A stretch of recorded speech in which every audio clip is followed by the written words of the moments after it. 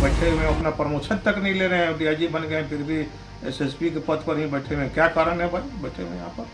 जब जब क्षेत्रीय प्रशासन को सूचना मिली है कि कोयला माफिया सक्रिय हुए हैं, उन पर कार्रवाई हुई है। इसमें क्षेत्रीय प्रशासन कहीं दोषी नहीं है। नहीं थम रहा धनबाद में अवैध कोयला तस्करी का खेल। लोधना एरिया के कुजामा में चल रहा था कोयले का अवैध कारोबार। सीआईएसएफ ने छापेमारी कर किया 100 टन कोयला जब्त। अवैध कारोबारियों में मचा हड़कंप।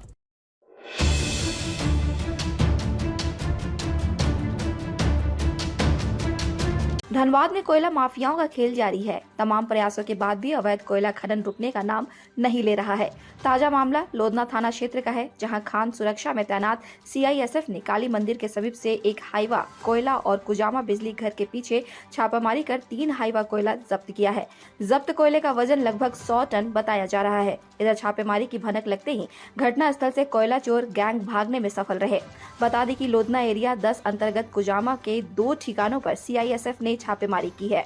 जब्त कोयला को काटा कराकर बीसीसीएल प्रबंधन को सौंप दिया गया। छापेमारी से कोयला चोरों में हड़कंप मचा हुआ है।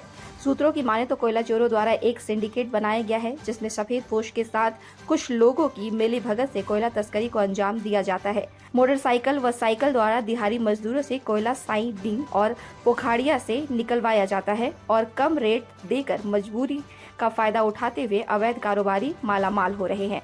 जब्त कोयला को लेकर पूछे जाने पर सीआईएसएफ अधिकारी ने बताया कि फिलहाल कोयला जब्त कर कोयलियरी प्रबंधन को सौंप दिया गया है, जिसका कांटा स्लिप मिलने के बाद ही पता चल पाएगा कि कुल कोयले का वजन कितना था।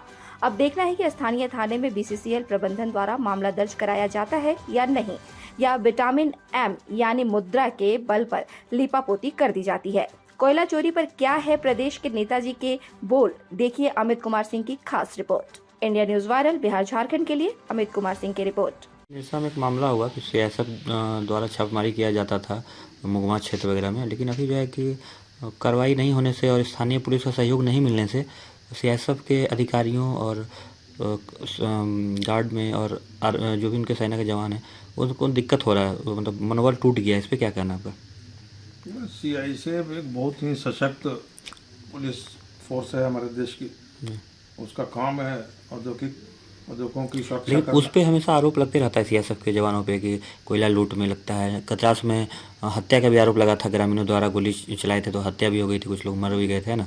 फिर अभी आपका निरसा में 10 लाख रुपया का लूट और पिस्टल लूट का भी आरोप लगा उनके निरसा थाना में।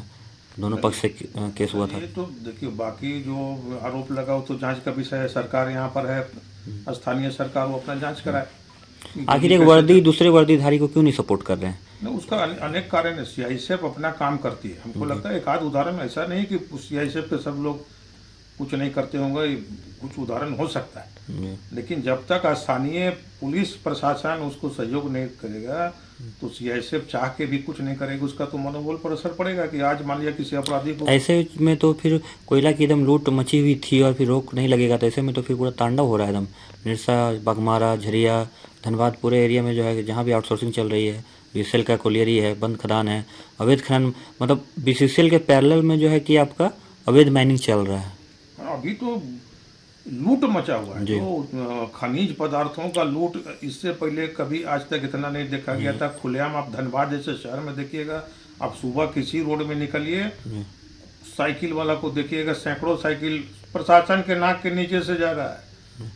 तो अगर सीआईएसएफ किसी को पकड़े तो उसको भी तो स्थानीय प्रशासन को ही देना है जी। और प्रशासन अगर उसको सहयोग नहीं करेगा तो उसका मनोबल पर हो सकता है कि असर पड़े। ऐसे हमको लगता है कि सीआईएसएफ बहुत सक्षम पुलिस बल है, वो अपना काम तो करती है ईमानदारी से। ऐसे भी अभी पार्टी क्या करेगी, आने वाले समय में क्या रणनीति तैयार कर रही है? हमारी पार्टी ये बालू के ऊपर तो बहुत जोरदार आंदोलन हम लोग करने वाले हैं। अभी कल ही बैठक हो रही थी, अभी दिसंबर में इस पर हम लोग बहुत, इस कोयला लूट पे और कोयला लूट पर भी अनेक बार सरकार का ध्यान में हम लोग डाले हैं इसको।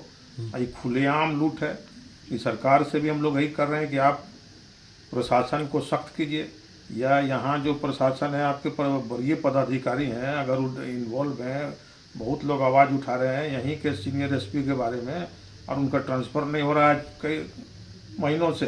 वो बैठे हुए हैं, अपना प्रमोशन तक नहीं ले रहे हैं, डीआईजी बन गए फिर भी एसएसपी के पद पर ही बैठे हुए हैं। क्या कारण है भाई बैठे हुए यहाँ पर? और उनके रहते हुए जो तांडव मच रहा है लूट, ये आज तक धनबाद के इतिहास में कभी नहीं देखा गया।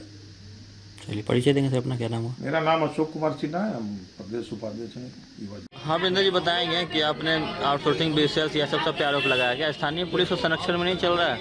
क्या स्थानीय पुलिस को जानकारी नहीं है इतना बड़ा पैमाने पर? स्थानीय पुलिस को जब जब जानकारी मिली है, आप खुद देख रहे हैं कि हमारे धनबाद के उपायुक्त महोदय, एसएसपी महोदय और जितने भी उच्च पदाधिकारी हैं वह लगातार अवैध कोयला कारोबारियों की कमर तोड़ने का काम कर रहे हैं और क्षेत्रीय प्रशासन भी वही काम में लगी हुई है। जब जब क्षेत्रीय प्रशासन को सूचना मिली है कि कोयला माफिया सक्रिय हुए हैं, उन पर कार्रवाई हुई है। इसमें क्षेत्रीय प्रशासन कहीं दोषी नहीं है। और या जो भी आउटसोर्सिंग चल रहे हैं तो आउटसोर्सिंग के मिली भगत उन्हीं के आड़ में ही अवैध कोयला कारोबारियों का जो है कि यहाँ पर चांदी काट रहे हैं धनबाद क्षेत्र में, और प्रशासन और सरकार की छवि धूमिल कर रहे हैं। खबरों से जुड़े रहने के लिए हमारे चैनल को सब्सक्राइब करें और बेल आइकन को दबाना ना भूलें ताकि हर खबर की नोटिफिकेशन आपको मिलती रहे।